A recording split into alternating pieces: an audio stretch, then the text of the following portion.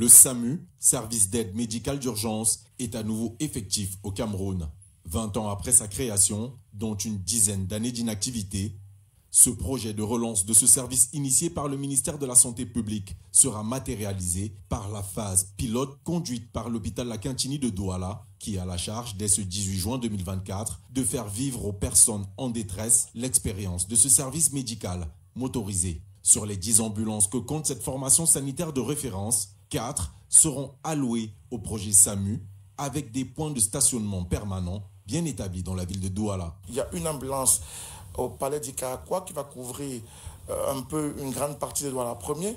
Il y a une ambulance à Bonabéré au niveau de l'entreprise Mayor sans publicité. Il y a une ambulance à la sous-préfecture de Bonamoussadi à Koto. Il y a une ambulance à Borne 10 à Village au niveau de la gendarmerie. Et l'ambulance de Borne 10 va recouvrer une partie de Douala 2e. L'ambulance de Douala 1er, ou du moins du Palais d'Ika, va recouvrer également une partie de Douala 2e, dont notamment Neubel. Ces ambulances seront fonctionnelles entre 7h du matin et 21h avec un numéro vert, le 110, pour une intervention efficace chez le patient. Les patients transportés par les ambulances du SAMU n'auront rien à débourser en guise de frais de transport. Lorsque vous appelez le SAMU, à travers les numéros courts, parce qu'il y a 2 numéros longs également d'un opérateur de la place, lorsque vous appelez ces numéros qui sont disponibles également sur la page Facebook de l'hôpital La Quintine de Douala, le SAMU se mobilise, on vient vous chercher pour l'hôpital, vous ne déboursez pas un franc.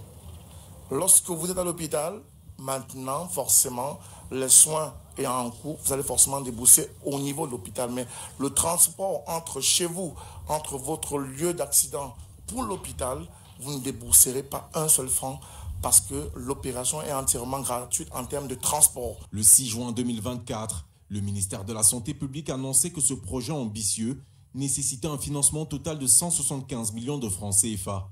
Selon le même ministère, la mairie de la ville de Douala a déjà alloué 90 millions de francs CFA à ce projet.